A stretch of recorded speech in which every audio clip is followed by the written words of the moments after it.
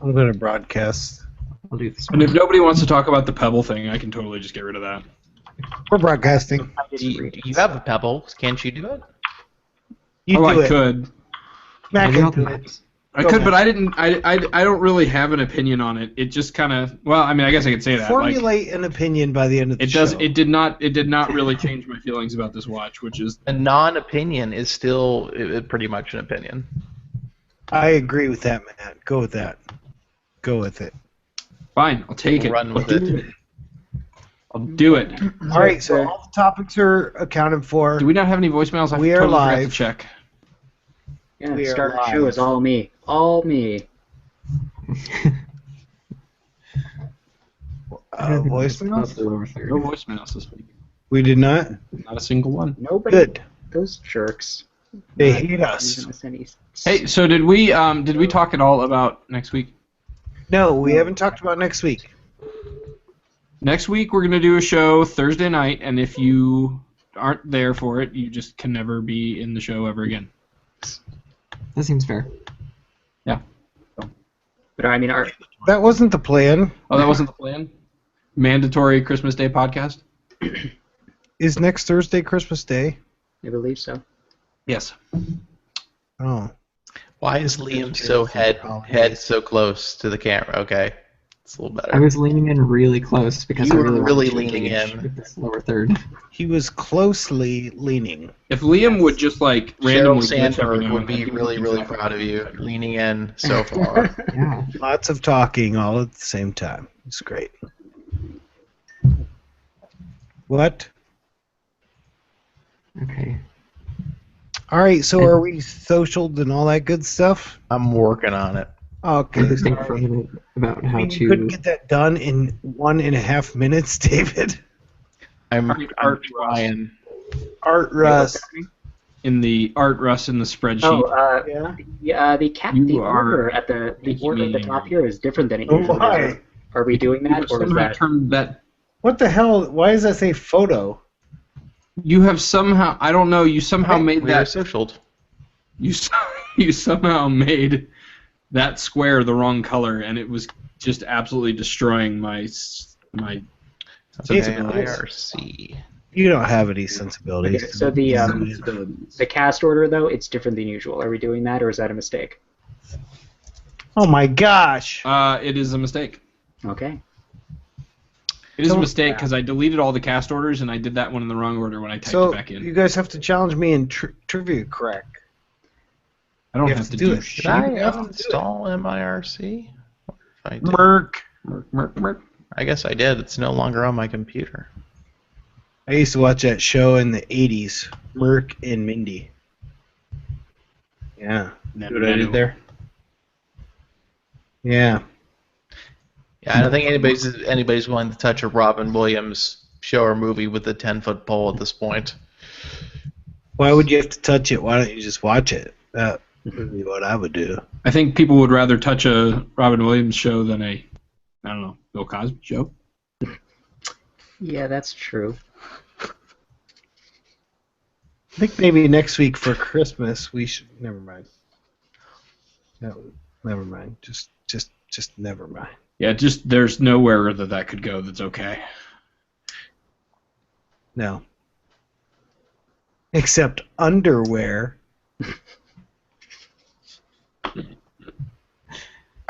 I'm not 100% clear on what that means. I don't know either.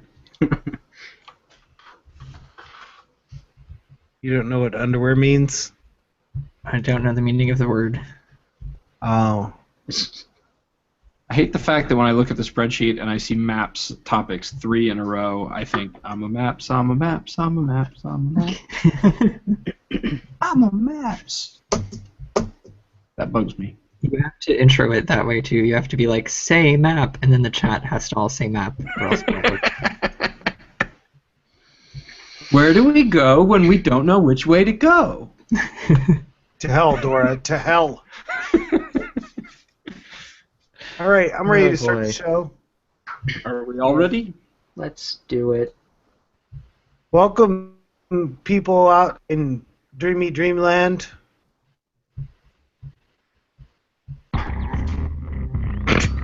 Nobody likes me. Here, let me play this louder. You guys wake up. It's time for the end of the show.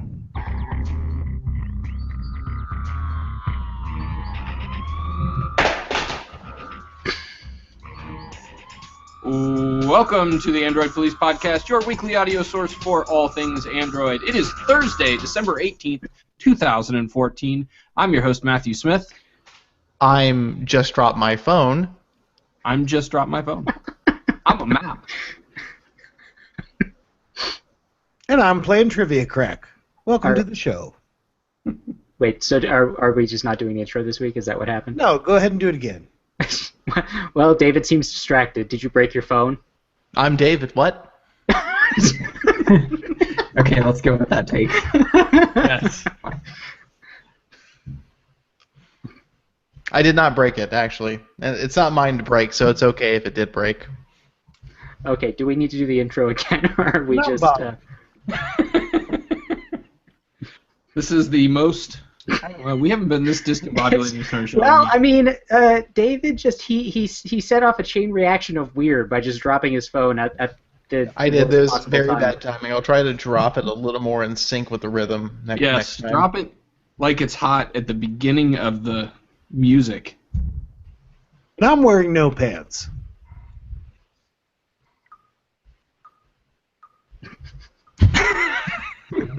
Yes. Okay. Well, We should leave, Bob. You should leave all of this in the final cut. I will leave none of it. In fact, no. we haven't really started. It was. Do you want to just hit the sounder again? this was all on purpose. This was a joke. Yes. If anybody's watching live, This is not a real show. this was scripted. This was supposed to happen. Now, shh. Okay, there will be no laughing.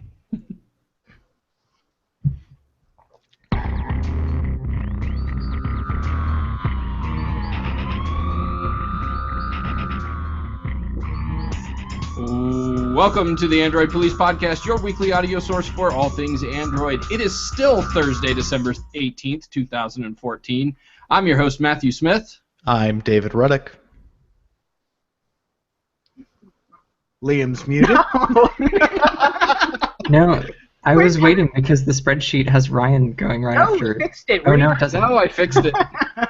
I was obviously not pressing the paying sounder attention. again. This time it's Liam's fault. Okay, do you want to do it again and I'll mess it up? That way we've all done it, and then we can do a real one. Welcome to the Android Police Podcast, your weekly audio source for all things Android. It is Thursday, December 18th, 2014. I'm your host, Matthew Smith. I'm David Ruddick. I'm Liam Spradlin. I'm Ryan Whitwam. And I'm apparently not drinking as much as these other guys. Welcome to the show. But who are you? It was a rough start. We got to Bob. figure it out, though. I just do what the spreadsheet tells me. This is probably going to be our last live show of 2014. We have to get it together.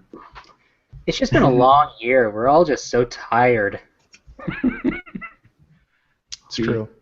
It's true. All right, well, let's get it kicked off with Code Google.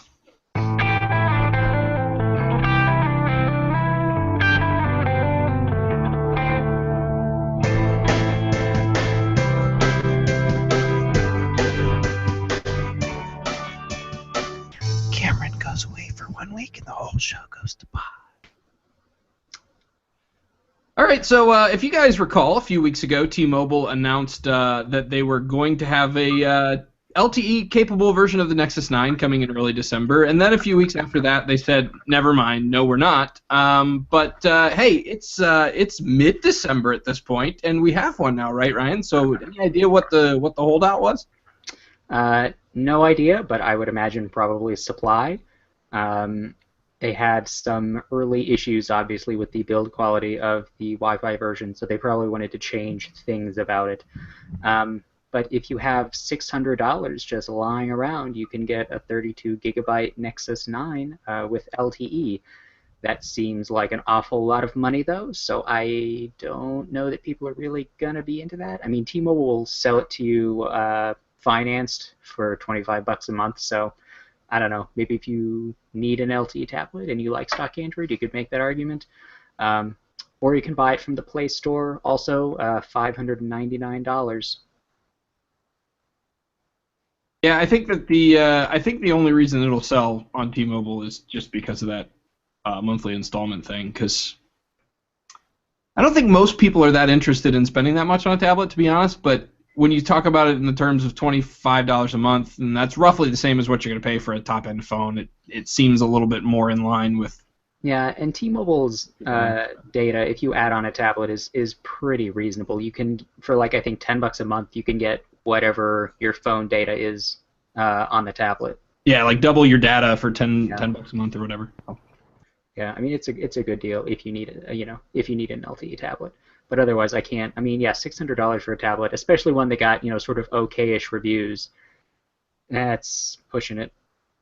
Yeah, the other thing is T-Mobile has the 250 megabytes for free, but I don't think you can finance it with that. I think you have to get like at least 3 that's years. that's a bring your own tablet thing. And actually, that program is much more restrictive than they originally let on. It's really hard to get them to authorize a tablet on it because they only allow certain devices on it, so you have to like give them the IMEI, and if it's not in their system, you're just out of luck. Because I tried to put a Shield tablet on it a few months ago, and they were just like, nope, can't do it. System won't allow it. So you just have to wait for them to figure it out or not. So who knows if the Nexus 9 is even included in that. That's a bummer. Well, anyways, moving on to Android Wear, we had an update rollout to 5.01 last week, and we're starting to see kind of what the results, the new features, and featuralities, as I like to call it, that popped up with the new version. So, Ryan, what's new in 5.01 for your Android Wear devices? A lot of things. There are a lot of sort of big headlining features like the watch faces and whatnot that we knew about ahead of time, but now that we've actually had it roll out to all the watches, we're sort of finding other interesting little things. So, for example, you can now ask Google from your watch to show you pictures of stuff, which previously you could not do on the watch. So you can ask to see a picture of, something, and it will show them to you. Even it also does the thing where it pulls directly from your private Google uploads. So it'll do that too, which is pretty neat on the watch. Not that some of the watches don't really have screens that you want to be looking at pictures on, but it's something that you can do. That is a thing. You can also take screenshots on your watch now, which we knew about ahead of time, but we didn't really know how it was going to work, and it's pretty awkward. So the way it works is you turn on developer mode on your phone, and you'll get an option in the Wear app menu to take a screenshot of the watch. So it grabs the screen from the watch, and then it pushes it over to the phone, but the phone doesn't save it. It just gives you an option in your notification shade to share it. So you can like share it to Dropbox or Drive or Pushbullet or whatever and send it someplace, but you can't just get it on your phone's internal storage in any way that makes any kind of sense. And also, we've noticed that on the G Watch R, it is really, really broken. The screenshots come out looking terrible and distorted. So I don't know what's up with that, but hopefully they will fix that. Really, the whole system just needs to be fixed because it is only slightly easier than plugging a watch into a computer and using ADB, which is how we did screenshots before. Let's see. Yeah, I know. Yeah, it's saying a lot. So then, also we figured out that the new sunlight and theater modes, you can trigger them on watches that have buttons on the side. By double clicking the button. That'll do that does theater mode, I think. So that's basically the new mode where the screen goes completely off, and it won't come on until you either hit the button or touch the screen. And then, Ryan, does the theater mode have Bob Fosse hands? Yes. I'm gonna go with yes. Sorry. That's okay. No. And Random Broadway joke. Feel free to make all of the musical theater jokes you want. No one will get them. So Okay. I'm gonna stop. Okay. So yeah, then triple click of that button is the sunlight mode, which just brightens the screen for a few seconds so that you can see it outside. And then lastly, there is the notification card retrieval, where after you swipe something away, you just swipe back up, and it'll have a little icon in the center that shows you like a timer. It's just missing it. You can tap it to bring the card back. So that's handy. Something we wanted I think, ever since Wear launched, because sometimes you just swipe things away that you want, and now you can get them back. For the record, I think Bob Fosse hands are jazz hands. That's basically the same thing. Yeah, basically.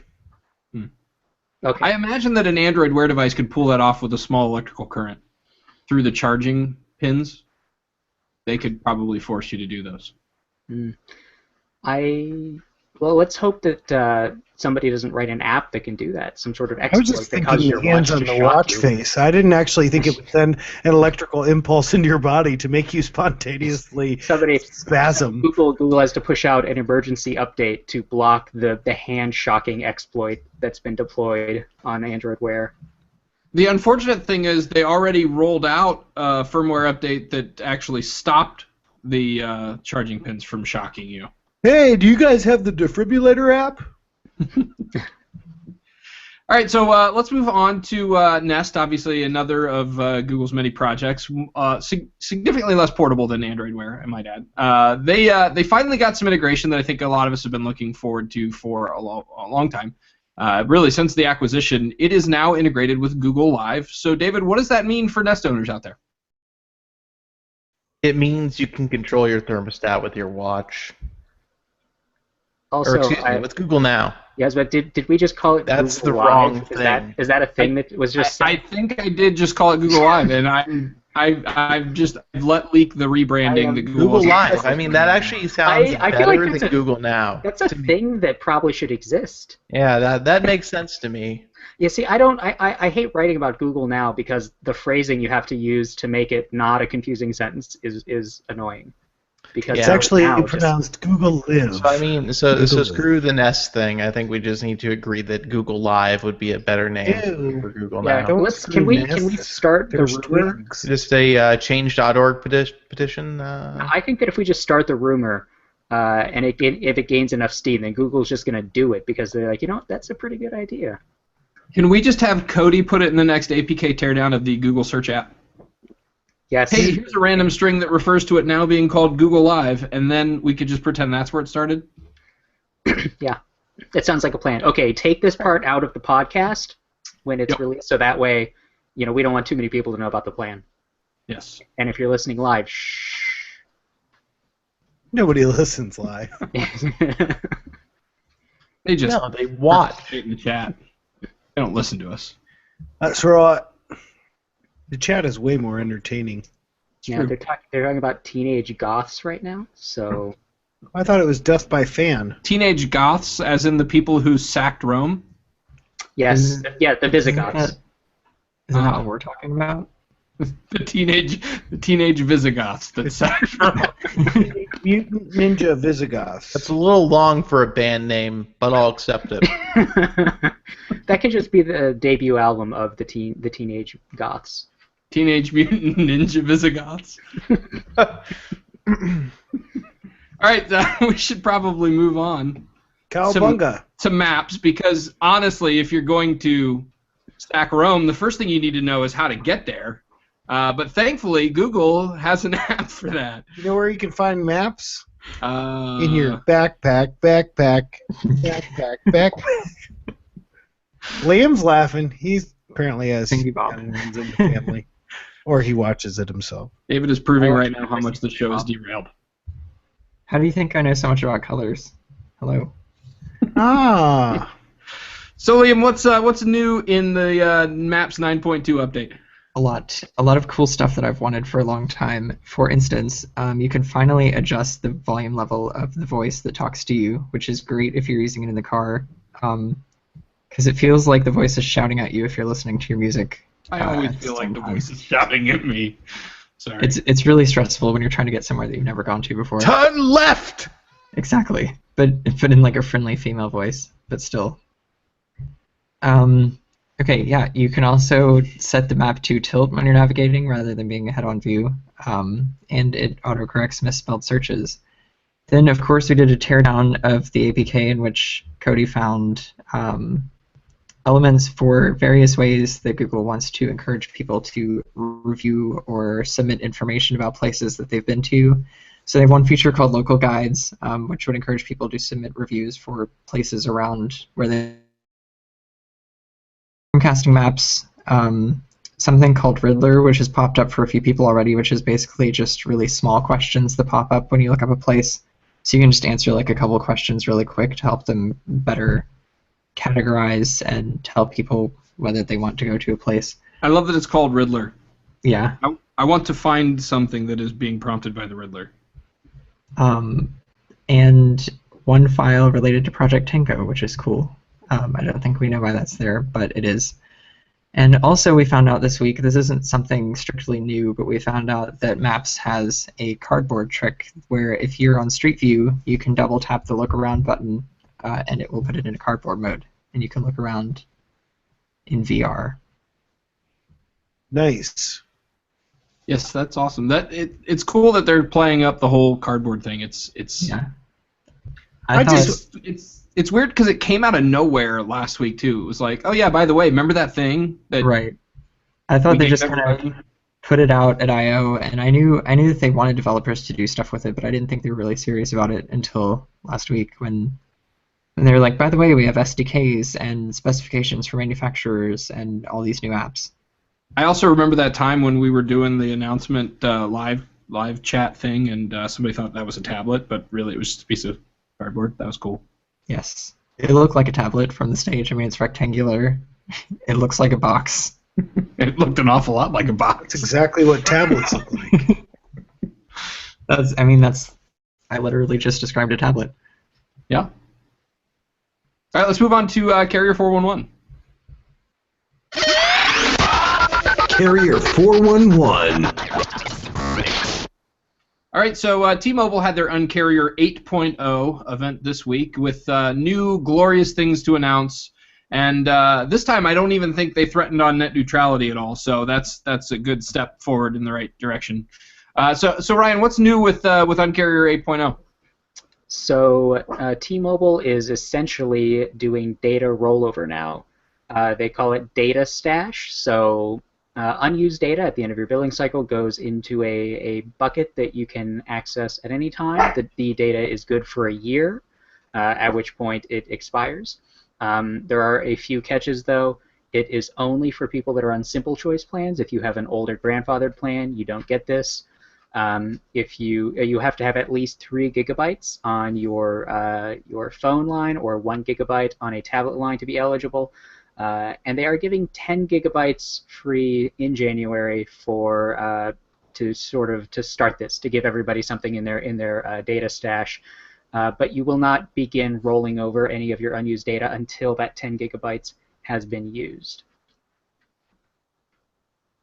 Last week we had the news about the $100 family unlimited plan, and I almost switched over to it last week, except it was going to cost me an extra $20 a month. Now that this has come out, I actually feel kind of glad I didn't switch over to it because I really don't need unlimited data, and having just a little bit to carry over on a month-to-month basis will probably fill my needs. Yeah. Oh, and what's actually pretty cool is the data stash you can use for tethering for Wi-Fi hotspot data. So you can save up some data and then just connect your phone to a computer or a tablet and just blow through all of it if you need to. I want them to steal that commercial campaign idea that AT&T used back when they introduced rollover minutes of people throwing away their leftover food, but there's little clocks on it. Yeah, that was those were the days when people would run out of minutes. Yeah, rollover minutes was a big deal. Yeah. Yeah, the one thing about this that's weird, though, if you're on a unlimited plan, and obviously if you're on the unlimited plan, you don't get any rollover at all, but you're still limited to 5 gigabytes of tethering a month, and that doesn't roll over because you're on the unlimited plan. That is very unusual. I feel like they're going to have to do something about that because people are going to stop. People are going to downgrade their service. I tried to ask John Lagaria about that on Twitter. He didn't answer. I bet that's probably some sort of infrastructure change they need to make to track that data in a different way. Maybe. Because it would make no sense for them to not roll over the tether. When it's the whatchamacallit, the user client or whatever, the user agent, and they're able to flag the tethering data as is. I don't see why they wouldn't be able to meter it out to accumulate.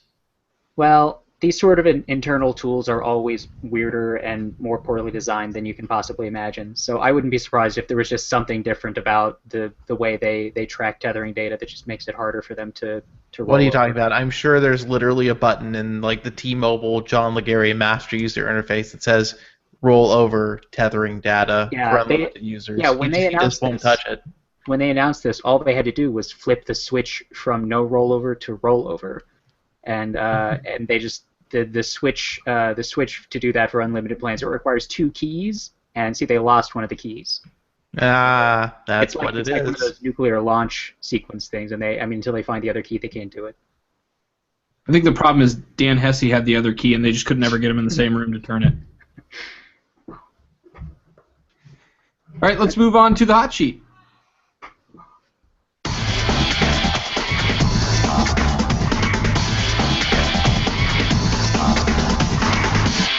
It's the hot sheet.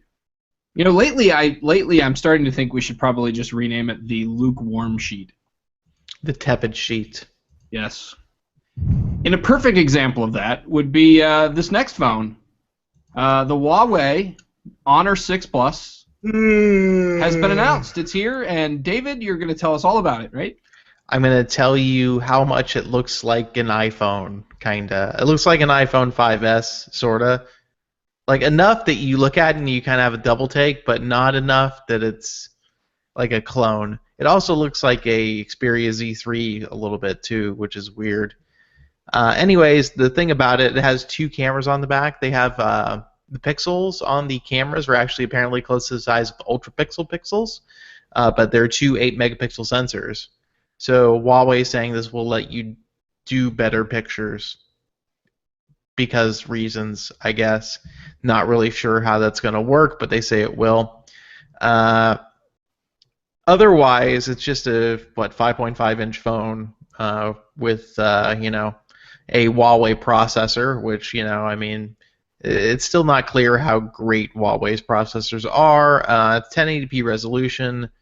It's going to have dual SIM for China, a 3600 milliamp hour battery, which is pretty impressive. That's pretty good. And I mean, otherwise, aside from kind of looking like an iPhone, it looks like a pretty good phone. I'd be interested in trying it out, definitely, especially for that camera business and the gigantic battery.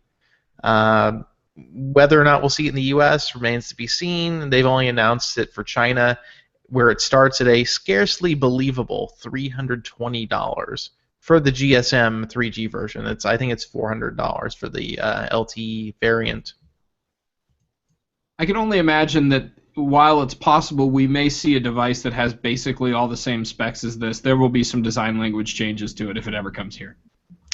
Oh yes, because Apple, the Jony Ive is like losing a hair a day every day this phone exists. And he only has 6. Because I mean, to be fully honest, we talked a lot about the way it looks, but even when you see like the screenshots of the home screen, the icons are very iOS 7-y. iOS 70. iOS 7-y. Is that like Chloe 70? It's Yeah, nothing like they are for sure. All right, let's move on to Sony. They are apparently delving into the world of wearables, but this time not in the watch area. This time a little bit something more along the lines of Google Glass, right, Liam? Yeah, so they announced the, what is it called, single lens display module. It's kind of like Glass, except it's this big wacky module that fits onto glasses. It has 2 sides. It appears that it doesn't have to use some kind of remote like Epson's deal does, but it has this giant camera, an OLED micro display like Glass with kind of the same kind of prism thing that goes over your right eye. They didn't actually give up any specs or anything that would really tell us what this thing is capable of, except for a couple of pictures and a golf app, I guess. But they're supposed to tell us more about it next month at CES. So I think it's interesting, but the fact that Sony and I guess Recon with the Jet, like those are the only 2 that I can think of that aren't, that don't require some kind of other input or that look not terribly insane. This one is worse than Recon, certainly. Yeah. Well, I think I think a lot of what they're looking to do here is get other OEMs interested in doing something based on the platform, right? I mean, Right. they don't have to make it look good as long as they can make it look functional. Then somebody else can worry about making it look good. I suppose. I'm always going to want it to look good, though. Well, I don't blame you for that. I blame you. You wouldn't be you if you didn't do that. That's true. All right, so Sony, in other news, is continued on their march toward basically full AOSP support for a lot of their devices. They've released a lot of Android builds for their recent phones, right, Ryan? Yeah. So what they're doing is they're supporting Android, AOSP versions of Android on their devices. They're not actually making the ROMs, but they are putting out the driver binaries that people need to make functional AOSP ROMs. So they just released the E3 and T3 binary packages. So that means that all of their 2014 Xperia Android devices have full AOSP support. So you can, of course, you being a developer, not most people that are listening, can go and download these binaries and use them to roll your own AOSP ROM or, improve support in existing ones. So that will be good for people who like to flash ROMs. Yeah, and I think Sony has done a lot to make it a good environment for the people who like to flash ROMs. So if you've never really considered a Sony before, like I have never considered one before, if that's something that interests you a lot, it's definitely not a bad option. Yeah, having the driver binaries is one of the reasons that custom ROMs tend to work better on Nexus devices. So, I mean, having access to all of this will be, it'll be a much better experience on Sony devices. Right, so let's talk about some other devices that actually do run pure AOSP builds, and that would be the Galaxy S4 Google Play Edition. It's getting its update to Android 5.0 this week. David, you actually put your name on this. I actually meant to just take this one myself, so if you don't mind. Oh, yeah. So the Galaxy S4 Google Play Edition is getting Android 5.0. So if for some reason you have one of those, you are probably in a elite group of 12 people or so, and I'm guessing you probably already have Android 5.0 in that case. Also, the LG G3 is getting Lollipop in Europe. So if you are in Europe and you have a European G3, again, you probably already know about this, but the Android 5.0 is rolling out for those devices, and that means we can probably expect Lollipop on other versions of the G3 relatively soon. Here in the US, obviously, that's going to be subject to carriers and how long they take to certify everything, but that's pretty fast. Definitely a hugely better performance than LG has had in the past. Right. Also worth mentioning that the G3 is getting 5.0, not the 5.01 update, so I guess they can't be that on top of it. All right, let's move on to product reviews. It's time for product reviews. This week, the Moto 360 review addendum. 3 months later.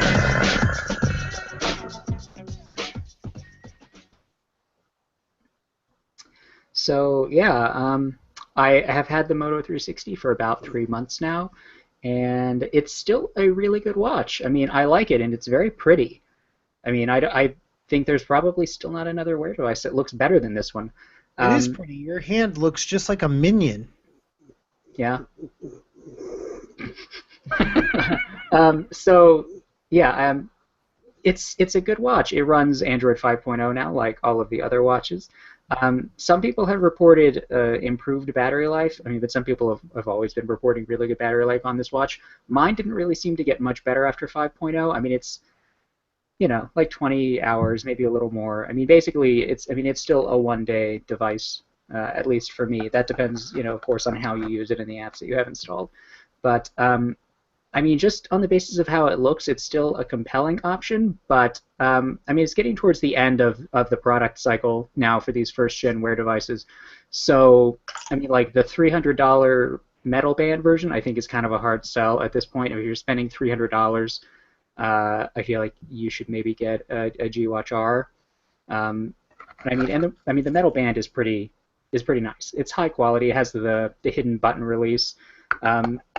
So I mean, if you feel like you have to have a metal band on your watch, I guess maybe. But one thing that is kind of problematic is that now that Android 5.0 on the watch uses ART, every time you install an app, it has to be optimized. Basically, caches the processed code. So the OMAP chip in the 360 is really slow at that. It takes a long time to install apps.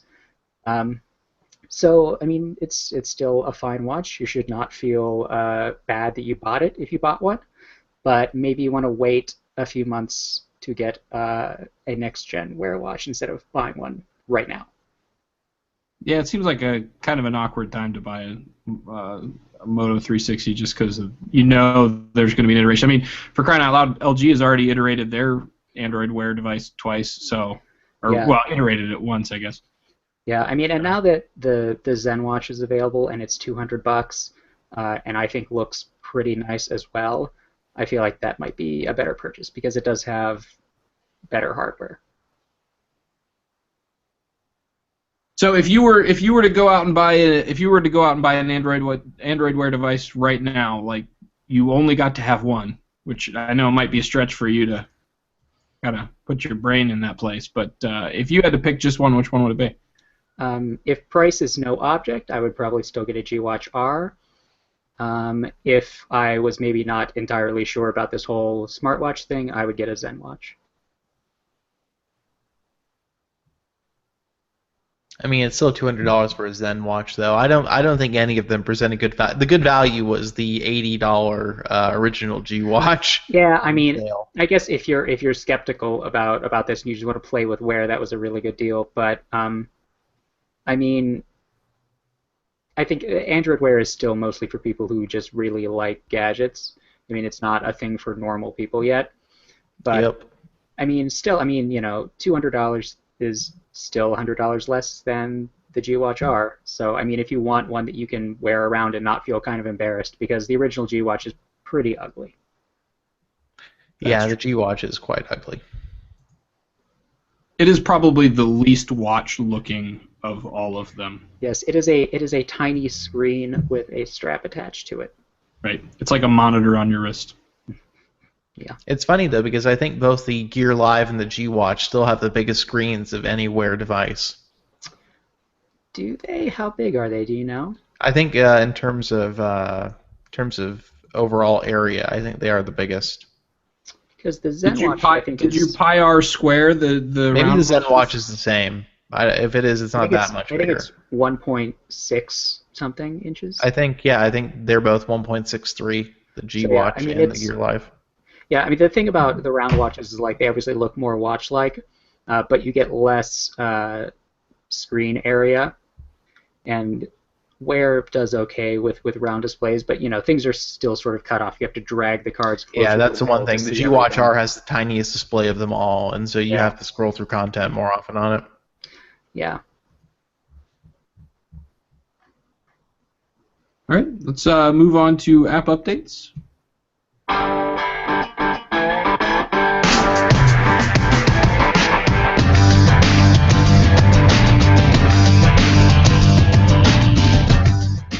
All right, so just a quick hit this week regarding the Pebble smartwatch, as we've been mainly talking about smartwatches on the show today. But for those of you who have Pebble smartwatch, you can head on over to the beta channel. You actually have to join a Google group to qualify for it, and then they have to basically authorize you for it. So it takes a minute or two to get the beta version loaded. But once you do, it actually now supports Android Wear notifications, which admittedly, when I first read that, I didn't know exactly what that means. It basically gives you the action options that you're used to seeing in your drop-down notifications on your Android device, on your watch. So it can't exactly swipe through the options like you can on the touchscreen Wear devices, but it does give you a little pop-up menu where usually you get a couple options on your screen there that you can fire away.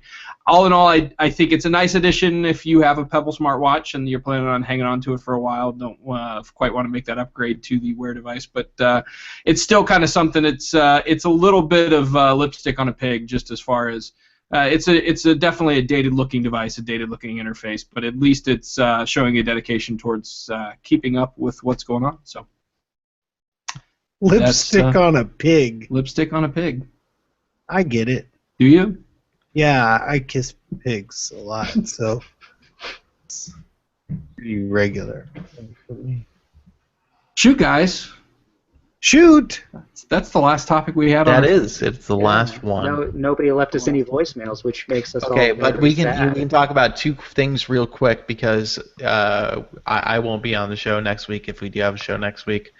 But mandatory, David. I have Mandatory. two interesting. Actually, I have three interesting phones. I mean, well, I guess the Note Edge is kind of interesting. That's interesting in the abstract. I don't think it's going to actually be interesting. So I have with me right now a Oppo R5, which is like not the thinnest smartphone in the world, but pretty close.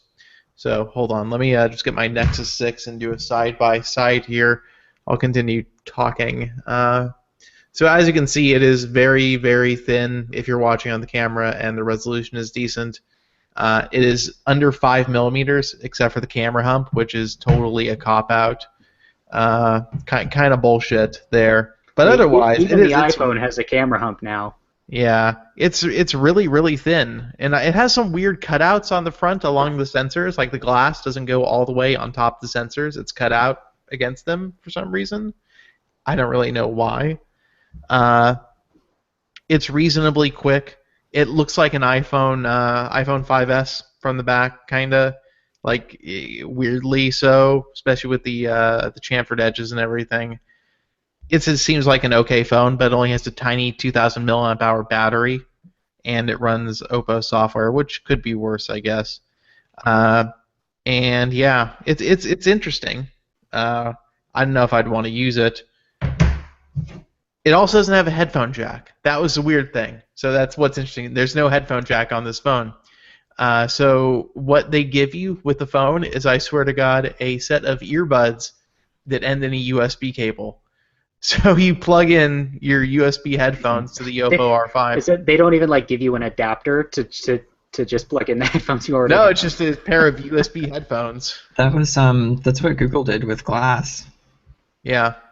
It's micro USB. Yeah, so, and then the other phone I have, which is arguably more interesting because it's just so damn weird, is the Oppo N3, which if you're watching the video, I'm going to flip the camera back and forth. It's got the motorized camera. Did you get your finger caught in there before? Is that why you're wounded? That'd be I just put my finger in between it just to see how bad it hurt, and it doesn't. I had a unfortunate encounter with a kitchen knife, and my. Was it Bob's wife's stabbing knife? Just curious. It was not. It was definitely a cutting knife because it cut off the tip of my finger. Goodness. So that was doesn't fun. have a stabbing knife. So the Oppo phone definitely cannot sever a piece of your finger if you get it caught in there. Nope, pretty safe it seems like. And it has a rotating camera. That's the only thing that's interesting about it. Oh wait, no, there's one more interesting thing, but I can't really demo it right now. So if you look at the top of the phone, again, I'm really sorry for all of our listeners. You know that the curve in the bottom, it's cut out. There's actually there's air between the frame of the phone and this little ring on the bottom. And at first, it looks like a really stupid design flourish, which I still think it is. It doesn't. Somebody's going to break that. You know somebody's going to break it. But the notification light is actually on the bottom of the phone. And so this white notification light reflects against this curve. So it's a much bigger, visible light when the notification light is pulsating, which is kind of cool. But I think definitely overkill in terms of design sacrifices. For extra bouncing. I wonder if it does bounce. Probably not. It's pretty Didn't you heavy. drop it already? Did it bounce? No, that was the ZenMate 2, and it did not bounce. I was hoping that it was a retractable lanyard. That actually, I like lanyard. Sony had something like that, but it was like clear plastic, right? And then the phone. Yeah, had they did actually. underneath. I was just thinking about that. I forgot what phone that was. That was back in the Ericsson days. Yeah, that was a long time. I think it was like the Xperia S or something, Yeah. or Arc. No, yeah, it was the S and I think like the T or something. They unveiled 3 phones. We were there. It was in Spain that they did that. Yep. I remember that now. All right. Cool. So you're not going to say anything about the Note Edge? Oh. The battery might be dead. Let's see. Can here. we just shorten it and call it the Nedge? Yeah, the battery's dead. So I can't really show you anything. I think It's a Note with some extra screen, yeah. I guess most people are listening anyway, so I can talk to you about it. The way the extra screen, like piece of screen, wraps around the back, like the frame has to contour around that, and there's this big, thick metal band along the right side to compensate for it, and it looks weird, and it feels weird, and I don't like it. Like, just holding this phone makes me feel physically weird. There's just something not quite right about it. It seems like it would be much more comfortable to hold it backwards. No, I don't think so. But it's still. Anyways, so the thing that's annoyed me most about the side screen is that if you're in an app where there's no additional features for using the side screen, it's just a little black bar that says Galaxy Note Edge. Oh, that's dumb. It is, and it doesn't. It's like at least give me the extra space to use for the app, even if it looks. They couldn't have even like made it like a quick launch bar that was like persistent. It is, but you have to pull on it for it to do that. So you swipe to the left, and it turns into a quick launch bar. I wonder. I guess. Well, maybe is it for battery saving? Is it? It's all like. I have no idea. Right? My question is it a separate display? I don't think it is, but to me, there should be an option to like disable it so that it's just full screen all the time in the apps. Either way, I've seen absolutely nothing compelling that it does. It really is, to me, total gimmick. Like they put the camera controls on the top bar when you open the camera app, which to me makes it harder to use the camera controls. They're finding excuses. Yeah, they are. They're definitely finding excuses to do things with this phone. Not to mention the fact that I think it is just unapologetically ugly. It really doesn't look nice. Next year they will make it symmetrical. The Edge 2 will have 2 edges. Oh, God. They should just make it like a pillow shape, and then every facet. All the edges will be curved. Yes. The only non-screen area will be the back panel. What if they had? They'll have a press sharp conference edges? and they'll get the Edge to play. I feel like they would call it the Galaxy Note Gem, and it would have facets just like a ruby or something. I think these are great ideas, and Samsung should do this. The Princess Cut Galaxy Note. Oh, boy. The Swarovski cut. They have partnered with Swarovski, so it's not Yeah. totally far-fetched. Okay, and then the Chinese knockoffs of it will be called zirconium. Who was it that released the phone recently that looked like a perfume bottle? Sony. Was that the Sony one? Believe so, yeah. I forget what it was called. Probably something slightly sexist. It was like a selfie machine, right?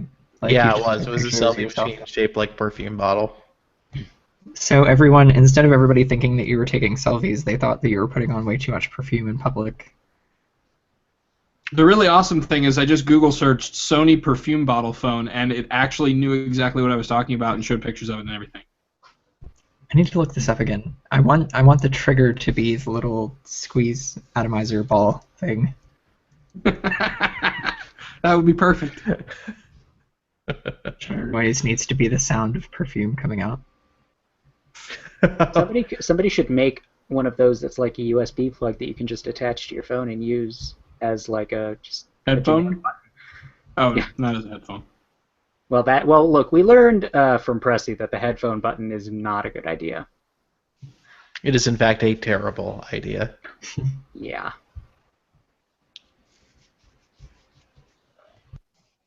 So I can't find anywhere what that thing is actually called. It just calls it the Sony selfie camera. Maybe that's what it's Was it actually only called. ever just leaked? Like, did it ever actually come out? Oh, the Xperia C3 device. Yes. So Xperia C3. Gotcha. I don't think it ever That actually definitely came out. looks like a Japan-only model. Yes. But what about the phone? Sorry. I just happened to be looking at a picture with a model holding a phone. All right, I think that's about all we got. There's no contest going on right now, but AndroidPolice.com/contest is where you want to be to check out all the latest on that front. And on that note, I think we can cue the outro, sir. We hope you enjoyed the show. As always, send your feedback to some email address, call some phone number, and we'll talk about things on the show.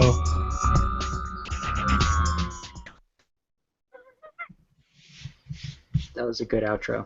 It was. Thanks. I was trying a new approach. I'm down on it. Thanks for listening to the show. Now David's going to get down on it. Get down on it. The number of colors that Sony perfume phone came in is like it's interesting. Well, we hope you enjoyed the show. As always, send your feedback to podcast@androidpolice.com. You can also call us at 530-HELLO-AP. That's 530-435-5627. Find us on Twitter at Android Police, Google Plus, and Facebook. There. Yes. Now I'll have something to edit in. Fantastic. I really need a perfume bottle phone. So the other thing is, so we have, okay, actually that shouldn't be an issue. So in terms of not the show after, the first show after Christmas is going to be New Year's Day, which is probably fine for me. Yeah, it's fine. Okay. Yeah, that's a regular person holiday. That's not a blogger holiday. Yeah, it's not a blogger holiday. And then the week after that, I should actually be back in time to be on that week post CES. I might be a little late depending on how traffic is from the airport, but I should be able to make that one. So we're not gonna do a show next week, or are we gonna do a different day, or what? Well, we typically don't do a live show the week of Christmas. Normally that's when we do the best of or That's where worst you of. guys all get a week off, and Matt and I And we here just and cut sit here stuff. for hours and clip things together. And Oh, how is that best of shoot coming? I think it's probably still empty. it's I can empty. see it's going really well. Yeah. It's empty. I'm Oh, so you glad I should haven't. you should solicit recommendations from listeners if they Yes. know of a particular show number and time code of a funny thing. They should probably email about that. Yes. And if Yeah. you don't have an episode next week, it's because there was nothing funny. We didn't make a single joke all year. Sorry. Yeah. Nope. It's not like half of every show is dumb jokes. I mean, us laughing at our own dumb jokes.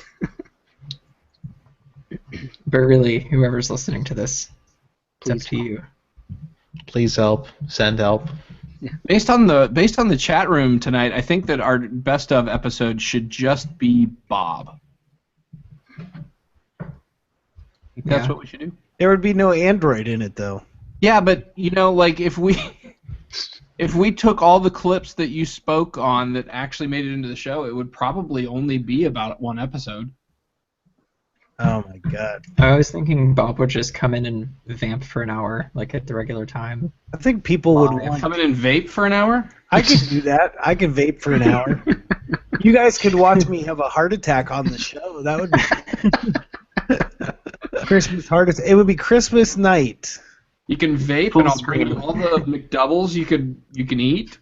Okay, next week's show is the vaping and McDouble until you either throw up or die. Full screen heart attack. I guess. Vaping McDouble. I believe that's actually the plot of Jackass 5. The Drunken Bob podcast. This one's called the Dairy Challenge.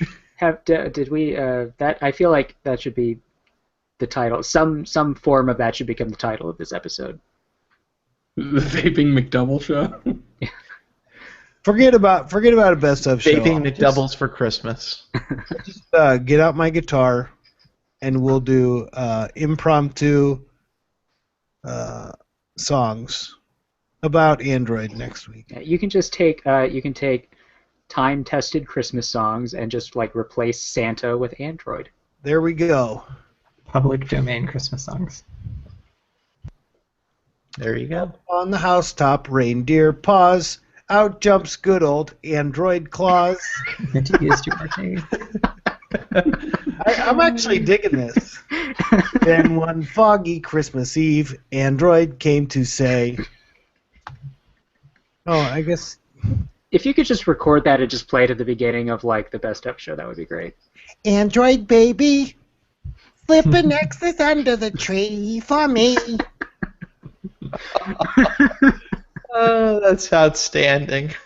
That would work. That would work. The vaping of Bob sounds like a coming-of-age story. I think we just let the chat room vamp next week, and I'll just read whatever they type. That sounds like fun to me. Can you do funny voices too, like robot, your monster voice? You have to come up with like a different voice for every person, so that way. Yes. Oh, I could do that. I could do that. So yeah, next week's script will be totally written by the chat room and performed live. But I have to have a minimum of 4 McDoubles and Jack Daniels.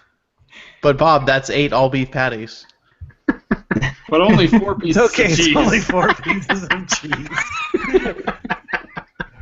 unless you count me. And 18,000 milligrams of sodium. Yeah. My heart doctor would love that I'm even thinking about this right now. I kept you alive for this! Well, if you're gonna go out, you might as well go out singing butchered Christmas songs and vaping Eating and reading McDoubles. things from the internet. Grandma got run over by an android. This may be fun. You could just make a whole album of this. You could probably make a couple bucks. Yeah, you could call it an XDA Christmas. Yeah, the XDA Googling Twitter account can tweet that out. That guy will be all over it. I need a costume or prop representing each person in the chat room. Maybe a picture. You can send me your pictures, and then I'll just flip it to your picture like this. See how that worked? Hello, Android peoples. Yeah, you didn't see what just happened there. That did not just happen. It didn't, I Okay. didn't see it. Hey, Well, someone paid 99 cents for a CD. I got to find all public domain carols, and the problem with Well, that... here's the thing, though. I think parodies, you're allowed to use whatever you want. A parody is a protected true. work. So there you go. Really? You can do whatever you want. Yeah, it's, Weird Al Yankovic. He But he doesn't Makes pay any everybody's stuff. royalties? He has been known to always call and ask permission. I don't know that he has ever actually paid royalties, though. Huh. He does not pay royalties. That's interesting. I don't have anybody's phone number.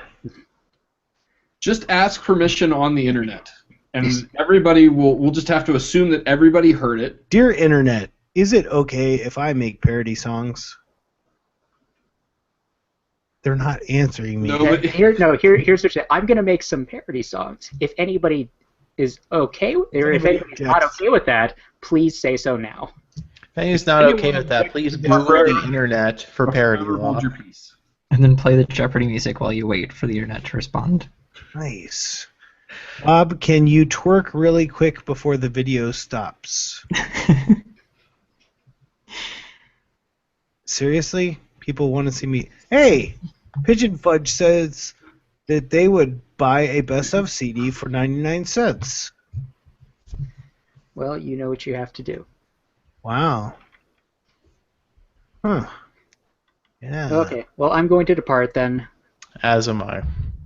Okay. So long. All. Also, album title ID is McDouble, A Very Android Police Christmas. Yes. Makes double. That's Very nice. All right. Yeah. Peace out. Hey, guys. Bye. I guess I probably should stop the show now, huh? Yeah. So I looked up pictures of the Swarovski Galaxy Note 4. It looks like a Sour Patch phone. It's really bizarre.